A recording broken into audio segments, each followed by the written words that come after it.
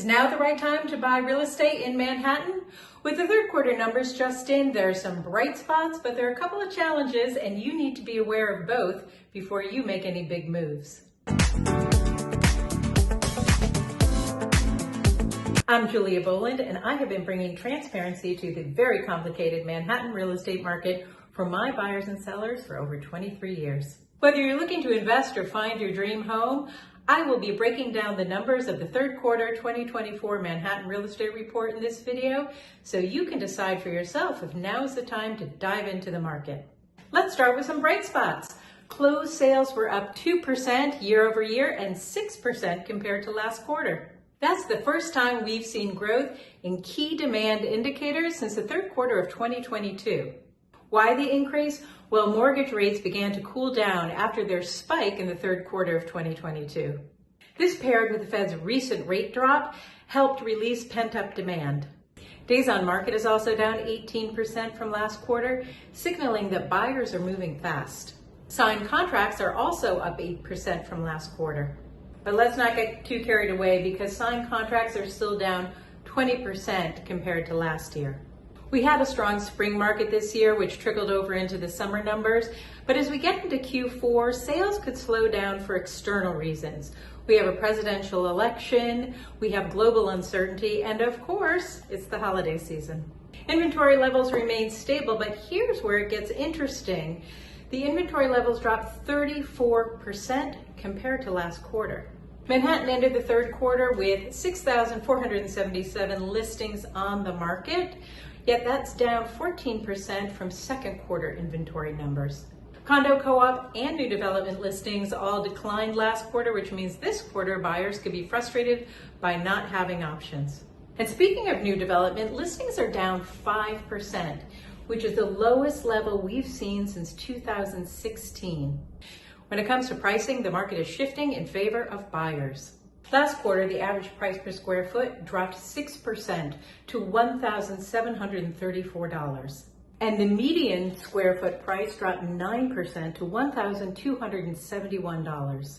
This marks the sixth quarter in a row we have seen price declines, which is something the Manhattan market hasn't seen since the mid-1990s. Interestingly, co-op saw a 9% increase in sales year over year as buyers were searching for value. So if you're specifically looking for new development, be prepared for a lighter market. Yet this is where I need to give my plug for Claremont Hall, because right now I'm standing in 31A, one of our model units, which has spectacular southern views of the city skyline and the Hudson River. Co-ops in general trade at a discount to condos, making them a very appealing option in this market.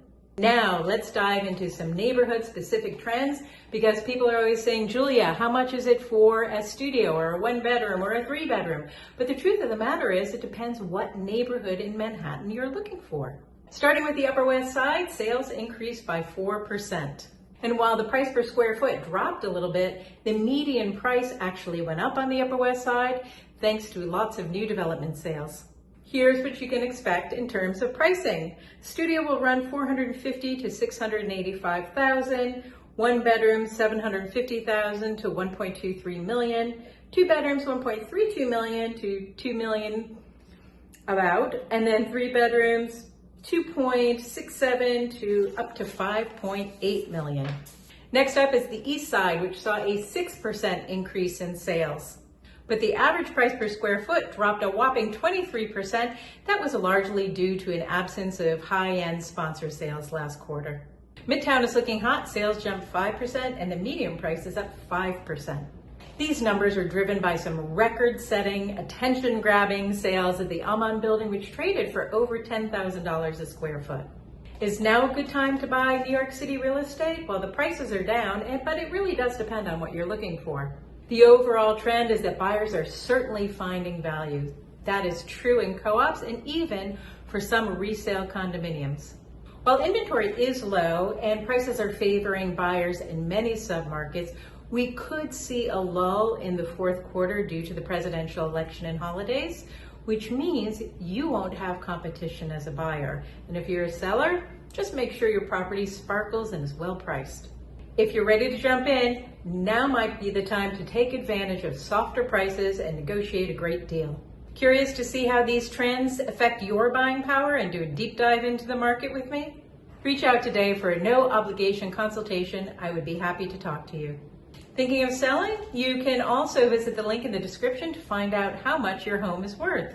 Buying or selling? Let's make Manhattan your home.